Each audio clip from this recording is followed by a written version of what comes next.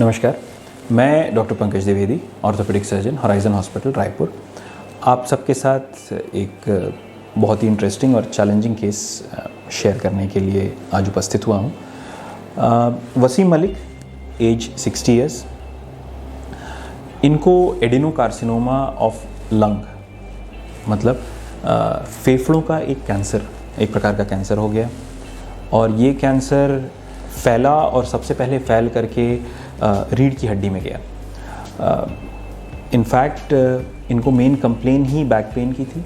इन्होंने अपने आप को रांची में दिखाया और वहाँ पे जब बैक पेन के लिए एमआरआई कराया गया तो पाया गया कि ये तो एक प्रकार के कैंसर जैसा लग रहा है। फिर उसकी खोजबीन की गई तो पाया गया कि वो छाती में है और फिर ये अपनी तकलीफ़ के साथ हमारे पास आए। जब तक ये हमारे पास आए 1 महीना बीत चुका था और ये पैरालाइज हो चुके थे, अर्थात कमर के नीचे से पैर चलना बंद हो चुके थे, चल फिर नहीं पा रहे थे। ऐसी स्थिति में क्या करना चाहिए? इसमें टेक्निकल चैलेंजेस हैं, मेडिकल चैलेंजेस हैं और एथिकल चैलेंजेस हैं। मैं सबसे पहले एथिकल चैलेंज को अटेंड करता हूं जो मैंने फेस किया।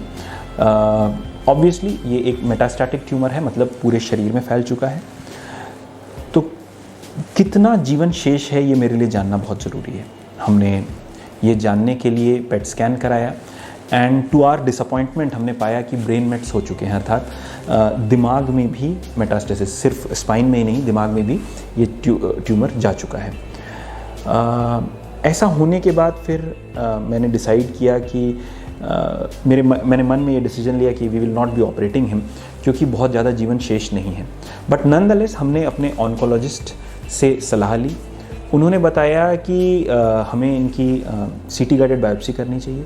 सीटी गाइडेड बायोप्सी की बेसिस पे क्वांटिफाई करना चाहिए कि ये कौन सा ट्यूमर है, क्योंकि कुछ एडिनोकार्सिनोमास की लॉन्ग टर्म सर्वाइवलशिप अच्छी है दवाइयों से, कीमोथेरेपी से, रेडिएशन से। हमने इनकी सीटी गाइडेड बायोप्सी की लंग की और ये पाया कि इनमें जो वेरिएंट है उसकी लॉन्ग टर्म सर्वाइवलशिप अच्छी है।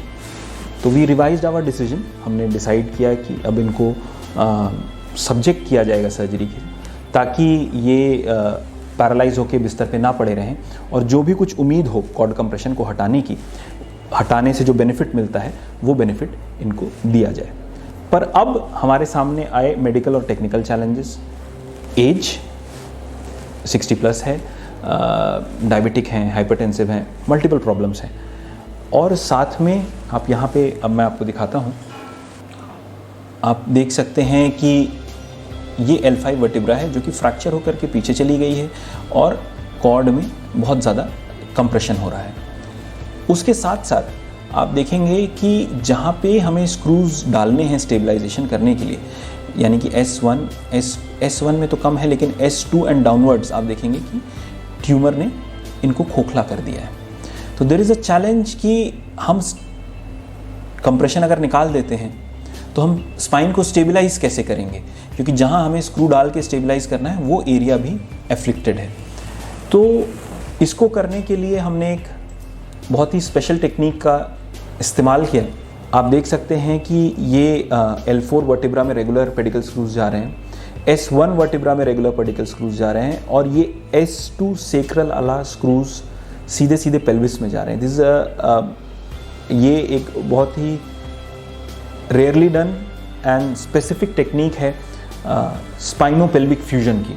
मॉडल के हिसाब से मैं अगर आपको समझाऊं तो हमने ट्यूमर का दबाव यहाँ से हटाया। यहाँ ये हाई ग्रेड ESCC ट्यूमर बोलते हैं, यानी epidural spinal cord compression tumours. ये बहुत ज़्यादा दबाव कर रहे हैं, तो मेरे इसको हटाने के बाद हमारे न्यूरोसर्जन माइक्रोस्कोप में देख करके पूरे स्पाइनल कॉर्ड नर्व रूट्स को माइक्रोस्कोपिकली फ्री करते हैं, माइक्रोस्कोपिक सर्जरी करते हैं। उसके बाद हम आगे बढ़ते हैं, हम यहाँ पे और यहाँ पे पेडिकल स्क्रूज डालते हैं L4 में, हम नीचे आते हैं यहाँ पे और यहाँ पे स्क्रूज डालते हैं। पर अब क्योंकि नीचे के वर्टिब्रा ऑलरेडी ख़राब हो चुके हैं ट्यूमर से, तो हम यहाँ स्क्रू तो नहीं डाल सकते और हमें डालना ज़रूरी है, तभी हम स्टेबल फिक्सेशन दे पाएंगे। तो हम एक डिफरेंट टेक्निक यूज़ करते हैं। हम यहाँ पे स्क्रूज ना डाल करके घुसते तो यहाँ से हैं और फिर सीधे हम पेल्विस में घुसते चले जाते हैं। तो this is a very very demanding technique, क्योंकि आप कुछ देख नहीं सकते। ये सिर्फ लाइव एक्सरे में होता है and it is very dangerous in the sense कि नीचे मेजर वेसल्स हैं जिनमें से किसी की भी इंजरी होते ही लाइफ रिस्क है, सामने आपका एस्टेबुलर जॉइंट है और किसी भी तरफ से अगर आप बाहर आते हैं तो आपकी सर्जरी तुरंत फेल हो जाती है। तो ये मैं आपको दिखाता हूँ।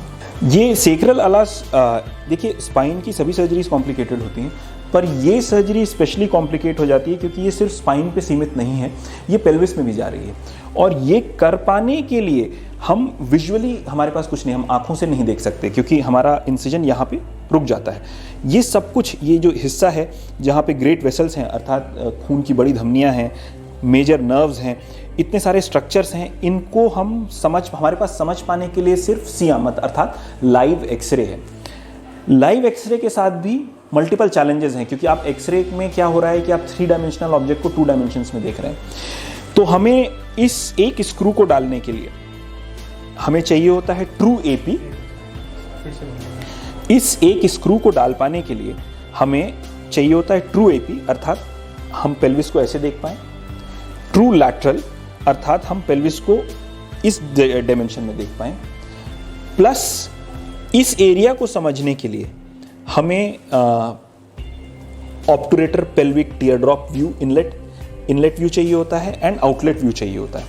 अब आप ये समझें कि सियाम को एक बार हमें ऐसे देखना होता है, एक बार घुमा के ऐसे देखना होता है और एक बार इनलेट व्यू के लिए ऐसे टेढ़ा करना होता है और एक बार ऐसे टेढ़ा करना होता है। चैलेंज यहीं खत्म नहीं होता। चैलेंज यहाँ पे प्रॉब्लम क्या है कि पेशेंट को हमने सर्जिकल कन्वीनियंस के लिए कुछ ऐसा आड़ा करके लेटाया हुआ है ताकि हम सब कुछ अच्छे से देख सकें। तो परफेक्ट व्यूज लेने के लिए रिपीटेडली आपको सियाम को एडजस्ट करना पड़ता है और आपके मन में परफेक्ट व्यू कैसा दिखता है वो पता हो, तभी आप बार बार सियाम को एडजस्ट करके वो परफेक्ट व्यू की इमेज ला पाएंगे और तब जा करके सेफली हर 1 मिलीमीटर बढ़ाने के लिए इस स्क्रू को आपको ये 4 व्यूज रिपीट करने पड़ते हैं और ऐसी प्रक्रिया दोनों तरफ करते हैं और तब जा करके हम स्पाइनोपेल्विक फ्यूजन अचीव कर पाते हैं। तो ये सर्जरी एथिकली, मेडिकली और टेक्निकली भी बहुत चैलेंजिंग है और यही चैलेंजेस मैं आपके साथ शेयर करना चाहता था। This is extremely stable construct और इसकी जो खूबसूरती है, जो एडवांटेज है वो ये है कि पेशेंट अगले दिन से ही मोबाइल हो गया। कॉर्ड कंप्रेशन हटने की वजह से उनको अपना पावर वापस मिला। सेकेंड पोस्ट ऑपरेटिव डे से वो वॉकर लेकर के चलना शुरू कर दिए and 5th post operative day पे बाय द टाइम ही वाज लीविंग वो अनअसिस्टेड, अनएडेड वॉकिंग करने लग गए।